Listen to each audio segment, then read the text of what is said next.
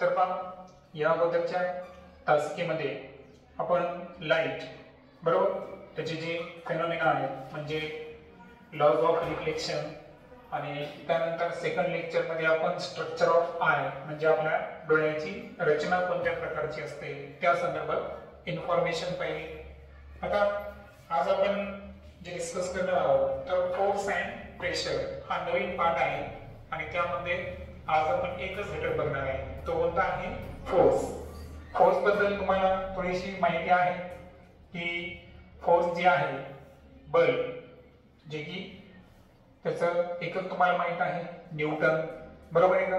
त्याचं सूत्र सुद्धा तुम्हाला माहित आहे की F बरोबर m इंटू a म्हणजे मास इंटू एक्सेलरेशन जे की न्यूटनचा गतिविषयक दुसरा नियम या अगोदर आपण चर्चा केलेला आहे।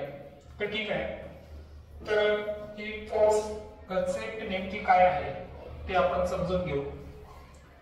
इन सायन्स अ पुश और pull on a object is called as a force. म्हणजे एक सोपी व्याख्या जर समजून घ्यायची असेल आपल्याला फोर्स काय आहे तर पुश म्हणजे काय, एखाद्या वस्तूला ढकलणे आणि पुल म्हणजे ओढणे। तर ढकलणे किंवा ओढणे, तर यामध्ये तर कोणत्याही ऑब्जेक्टला आपण पुश किंवा पुल जर करत असलो तर सायन्स मध्ये त्याला काय म्हणायचं, फोर्स बल म्हणायचं। We can say that the motion imparted to the object was due to the action of force। म्हणजे एखादी वस्तू मोशन मध्ये आहे म्हणजे गतीमध्ये आहे तर त्या वस्तूला ती जी गती प्राप्त झालेली आहे ती कशामुळे प्राप्त झालेली आहे, फोर्समुळे। कशामुळे, फोर्समुळे। आता फोर्सचं एक एक्झाम्पल तुम्हाला माहित आहे की चंद्र जे आहे नॅचरल सॅटेलाइट मून हा अर्थच्या सराउंडिंग रिव्हॉल्व होतो, पृथ्वीभोवती फिरतो, कारण त्याला आपण पृथ्वीचा काय म्हणतो, उपग्रह म्हणतो। तर यामध्ये सुद्धा काय आहे, फोर्स आहे। काय आहे, फोर्स। आपली पृथ्वी सूर्याभोवती फिरते बरोबर, तर हे सुद्धा काय आहे पद्धतीचं फोर्स आहे। तर लक्षात ठेवा कोणताही ऑब्जेक्ट जे मोशन मध्ये येतो जे ऍक्शन मुळे तर डेफिनेटली ती ऍक्शन कोणाची असते, फोर्सची असते। ती कृती ही बलाची असते। At least two objects must interact for a force come into play।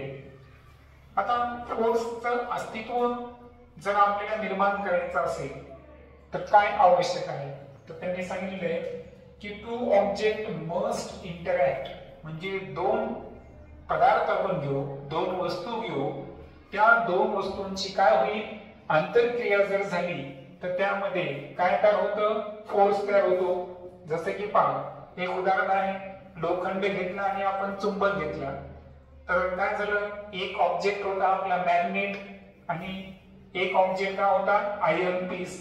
तर काय होतं बरं, लोखंड जे आहे ते चुंबकाला काय होतं, स्टिक होतं, चिटकतं आणि त्याच्या मागचं कारण काय आहे, फोर्स। ते चुंबकीय बल आहे, कोणतं आहे, मॅग्नेटिक फोर्स आहे। तर हे बलाचं एक उदाहरण सांगितलं मी तुम्हाला।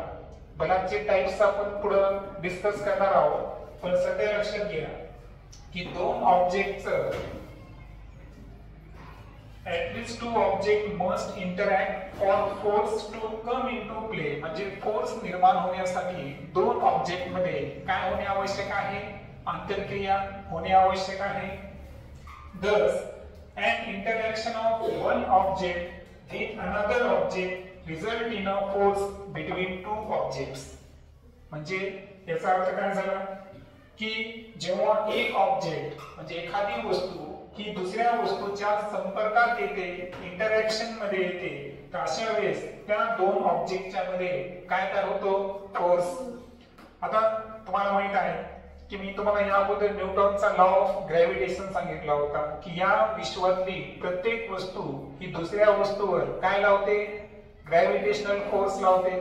आता आपले जे स्वतःचं वजन आहे हे सुद्धा कोणामुळे आहे, ग्रॅव्हिटेशनल फोर्सच आहे। आपलं जे वेट आहे हे वेट काय आहे, ग्रॅव्हिटेशनल फोर्स आहे। कारण आपलं वेट जर चंद्रावर गेलो तर 6 पटीनं कमी होतं, कारण तिथं ग्रॅव्हिटी काय आहे, कमी आहे। म्हणजे ग्रॅव्हिटेशनल हा सुद्धा काय एक पद्धतीचा फोर्स आहे। म्हणजे याचा अर्थ फोर्स निर्माण होण्यासाठी दोन ऑब्जेक्ट मध्ये काय होणे आवश्यक आहे?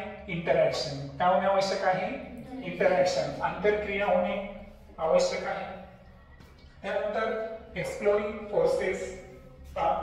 Forces applied on an object in the same direction added to one another. आता सपोज एक इथं वस्तू ठेवलेली आहे किंवा मी तुम्हाला एक पिक्चर दाखवतो का. आता हे जे बॉक्स आहे हे दोन्ही जण काय करायले बरं? एकाच दिशेने बल लावायले. मग एकाच दिशेने बल लावल्यामुळं त्या दोघांचं जे बल आहे ते काय झालं? ऍड म्हणजे बेरीज झालं. म्हणजे हा जर 25 न्यूटन आणि तो सुद्धा 25 न्यूटन लावत असेल तर एकूण किती बल झालं? 50 न्यूटन. म्हणजे हे बल ऍडिशन केव्हा झालं? जेव्हा बल कुठून लावलं गेलं? एकाच दिशेतून लावलं गेलं. आणि म्हणून वाक्य काय आहे की एखाद्या ऑब्जेक्टवर फोर्स जर सेम डायरेक्शन म्हणजे एकाच दिशेने लावल्या जात असतील तर डेफिनेटली ते काय होतात? ऍड टू वन अनदर, म्हणजे त्यांची काय होते? बेरीज होते. येतं लक्षात? Second part, if the two forces act in opposite direction on an object the net force acting on the difference between the two forces. पण जर दोन विरुद्ध दिशांनी आपण बल लावायलो, ओके, जसं की आता या पिक्चर मध्ये बघा, हा बॉक्स आहे, इकडून हा आणि या दोघांचं दोन्ही सारखं बल लावायले, परंतु ते कोणत्या दिशेमध्ये आहे? अपोजिट डायरेक्शन मध्ये आहे. मग आता नेट फोर्स जर काढला आपण, नेट्स म्हणजे टोटल फोर्स, तर या ठिकाणी काय होऊन जाईल? 0. कारण इथं पहा 25 आणि 25 किती झाले होते? 50. बेरीज का केली आपण? कारण ते कसे आहे? एकाच डायरेक्शन मध्ये आहे. हे दोन कसे आहे? अपोजिट डायरेक्शन मध्ये आहे. अपोजिट डायरेक्शन असल्यामुळे जे टोटल फोर्स किंवा नेट फोर्स आपण काढू तर हा कसा असेल? या ठिकाणी 0 असेल. कारण 25 आणि 25 हे जरी असतील परंतु जसं ते विरुद्ध संख्या, धन 25 आणि ऋण 25 बेरीज काय होईल? 0. तसं एक नेट फोर्स काय असेल? 0. म्हणजे सेम डायरेक्शनला असेल तर फोर्सची काय होते? बेरीज म्हणजे ऍडिशन. आणि अपोजिट डायरेक्शनला जर फोर्स लावत असो तर नेट फोर्स काढत असताना त्याचं काय करणार आपण? सबट्रॅक्शन म्हणजे काय करणार? वजाबाकी करणार. आता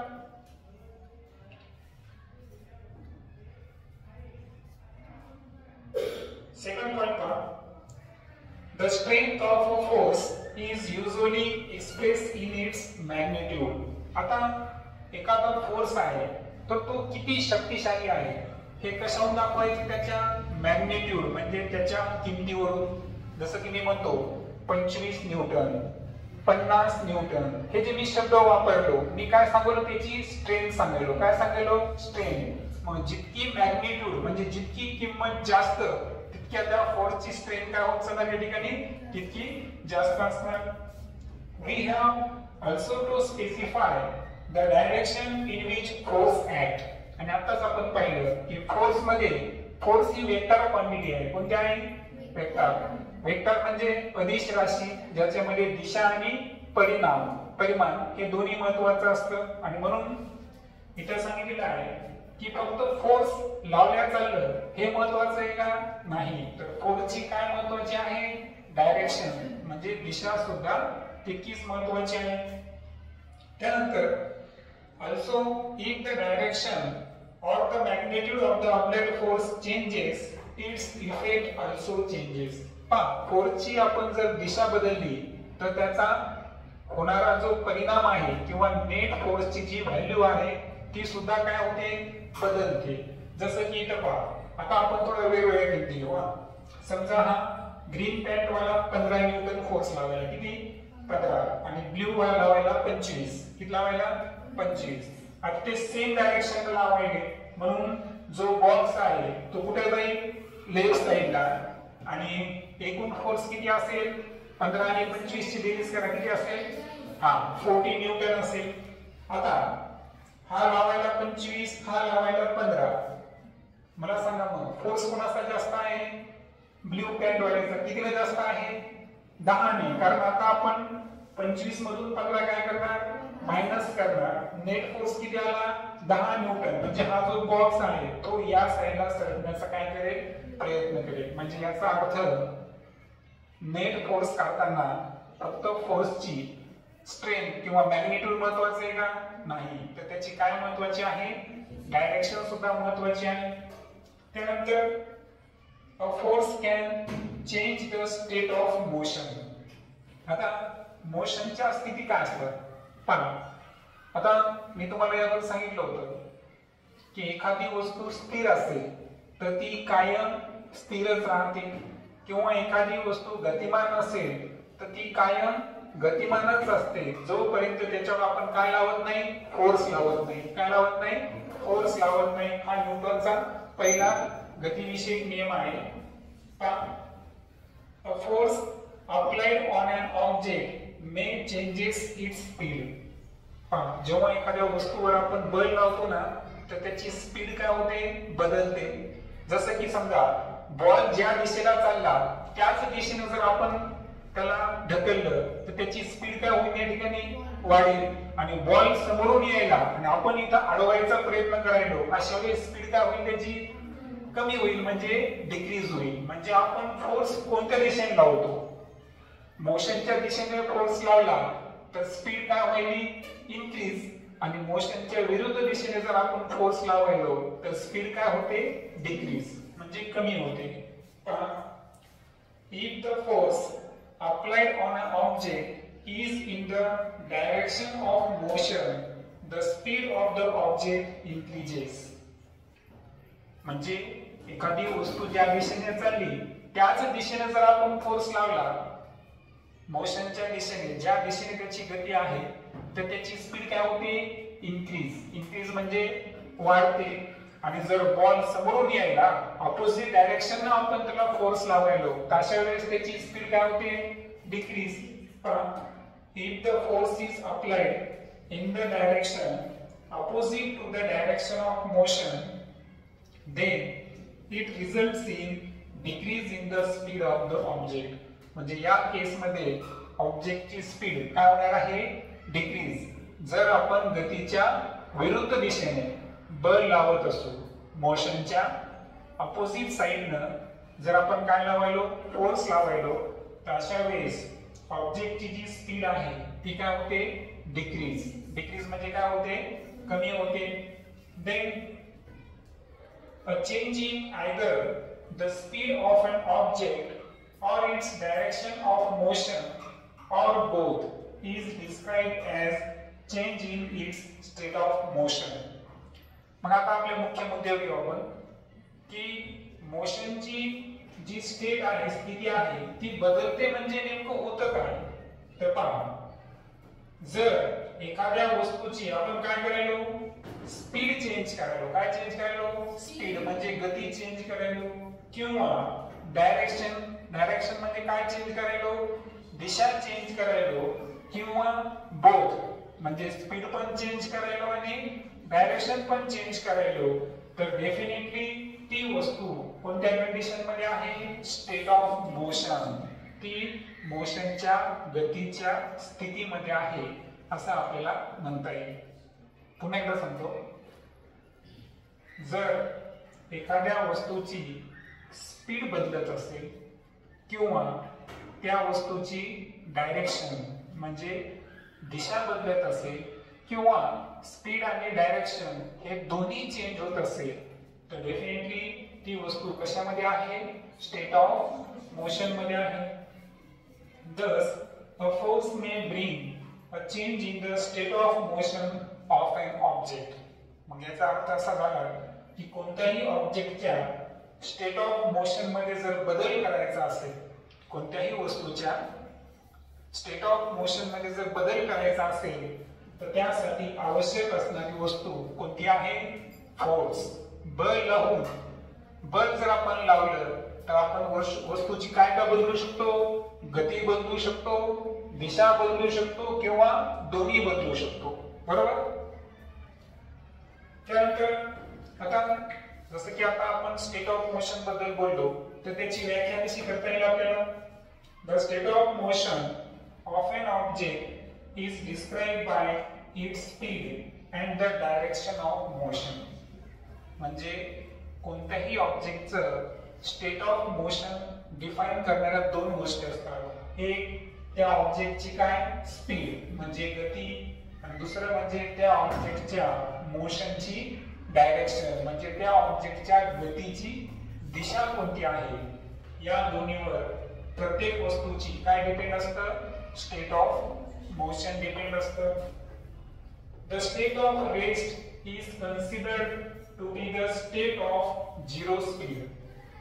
आता लक्षात घ्या, एखादी वस्तू स्थिर आहे मग ती वस्तू मोशन मध्ये नाही का,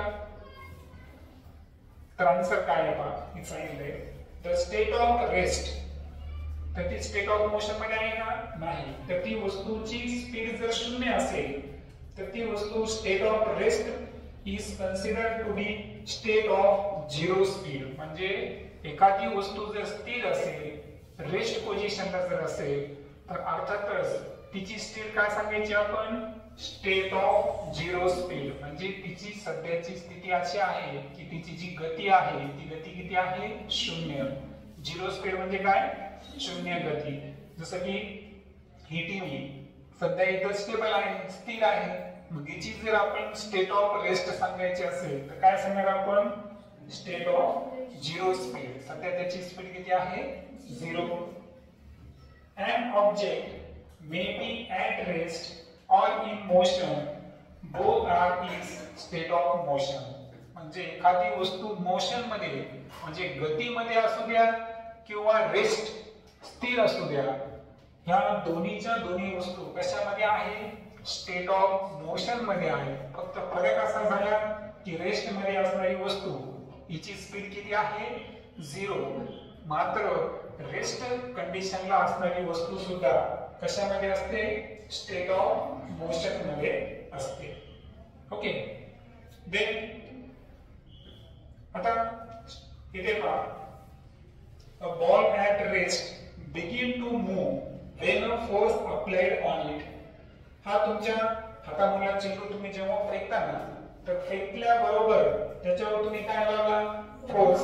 आणि या फोर्समुळे जो बॉल रेस्ट पोझिशनला होता सुरुवातीला, आता तो कशामध्ये आला, मोशन मध्ये आला. म्हणजे ज्या बॉलची स्पीड झिरो होती ती आता झिरो राहिली का, नाही. मग तिची आपण स्टेट ऑफ मोशन बदललं.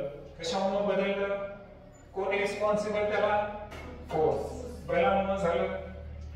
To move a tyre faster it has to be push repeatedly. पहा आता हे तुम्ही टायर खेळता, टायर पहा, टायर ज्या दिशेने चाललं त्याच दिशेने जर तुम्ही फोर्स लावला तर त्याची स्पीड काय होत जाते, वाढत जाते, इन्क्रीज होत जाते, बरोबर आहे का.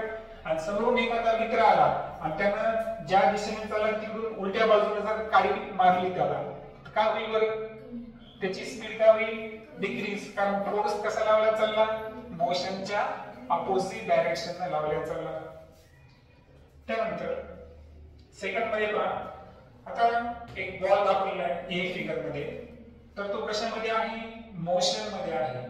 आणि त्या बॉलला काय केलं आपण, पुश केलं अलॉंग द लेवल सरफेस.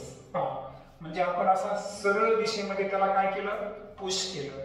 पहा फोर्सला आपण सोपी व्याख्या काय सांगितली, पुश किंवा पुल, ओढणे किंवा ढकलणे, बरोबर. तर हे आपण पुश केल्यानंतरची स्थिती आहे आणि त्यामुळे ही वस्तू सध्या कशामध्ये आहे, मोशन मध्ये आहे. सेकंड जर पाहिलं आपण, the direction of motion of the ball after the strike, the ruler place in its path. सुरुवातीला बॉल या दिशेने जात होता, परंतु हिची पट्टी मध्ये असल्यामुळे तिची दिशा काय झाली, या ठिकाणी चेंज झाली. आता इथे जी आपण पट्टी लावली याचा अर्थ आपण तिथे काय लावला, फोर्स लावला. काय लावला, फोर्स.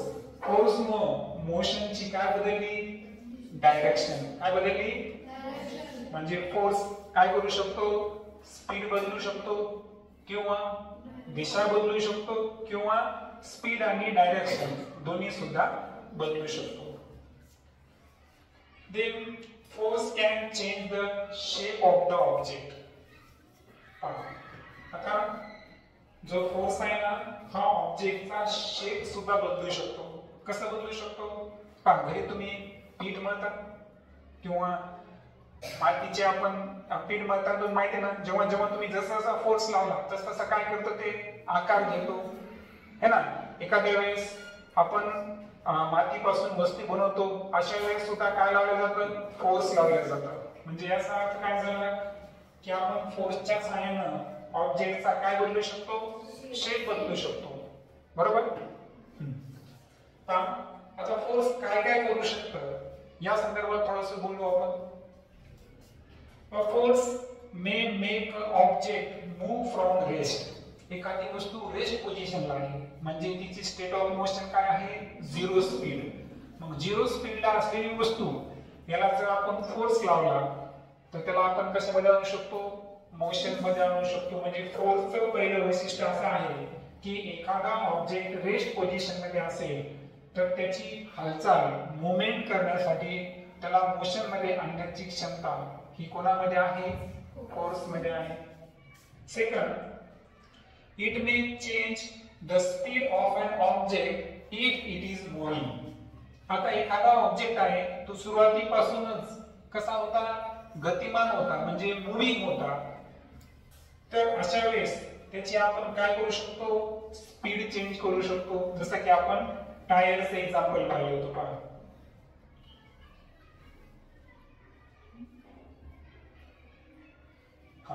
आता या टायरचं एक्झाम्पल कसं पाहिलं होतं आपण की सेम डायरेक्शनला जर फोर्स लावला तर ऑलरेडी ही वस्तू कशामध्ये होती? मोशन मध्ये होती. आणि त्यांना आपण मोशनच्या डायरेक्शनने जेव्हा फोर्स लावला होता तेव्हा त्याची स्पीड आणखीनच वाढली.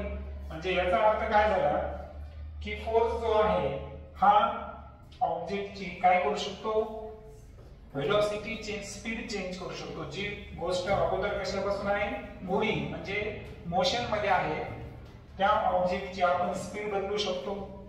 त्यानंतर force may change the direction of motion of an object.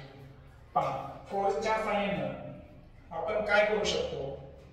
तिथं हा जो बॉल जाऊ लागला होता तर ते पट्टी आपण लावली म्हणजे आपण फोर्स लावला आणि त्या बॉलची काय बदलली आपण? डायरेक्शन. म्हणजे हे सुद्धा फोर्सचं काय आहे?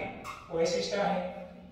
त्यानंतर it may bring about a change in the shape of an object. आणि आता सांगितलं मी जेव्हा चिखलाच्या माती किंवा पीठ वगैरे तुम्ही जेव्हा पोळीसाठी तयार करता हे की नाही, तर अशा वेळेस ऑब्जेक्टचा आपण काय चेंज करायलो? शेप. पहा, जे हॅमरिंग करणारे असतात लोखंडाच्या वस्तू तयार करणारे ते सुद्धा पहा त्यांनी काय करतात? हॅमरिंग करून थोडं गरम करून सुद्धा शेप बदलतात. म्हणजे याचा अर्थ ते सुद्धा काय लावायले? त्याच्यावर फोर्स लावायले. काय लावायले? Force. Force may cause some or all of the effect. आणि फोर्समुळे एकाच वेळेस याच्यातले सर्व पण बदल येऊ शकतात किंवा कोणताही एक किंवा दोन सुद्धा बदल येऊ शकतात. सो ओव्हरऑल फोर्स काय करू शकतो असं जर विचारलं तुम्हाला तर रेस्ट मधली वस्तू कशामध्ये येऊ शकते? मूव्हिंग मध्ये. जी वस्तू मूव्हिंग मध्ये आहे तिची स्पीड काय करू शकतो? आपण चेंज करू शकतो. त्यानंतर जे ऑब्जेक्टचं मोशन आहे त्या मोशनची आपण काय बदलू शकतो? डायरेक्शन, दिशा बदलू शकतो. आणि फोर्सच्या सहाय्याने आपण ऑब्जेक्टचा काय बदलू शकतो? शेप बदलू शकतो. नेक्स्ट लेक्चर मध्ये आपण फोर्स आणि त्याचे दोन टाइप्स आहेत पहा, कॉन्टॅक्ट फोर्स आणि नॉन कॉन्टॅक्ट फोर्स या संदर्भात डिस्कस करू. ओके.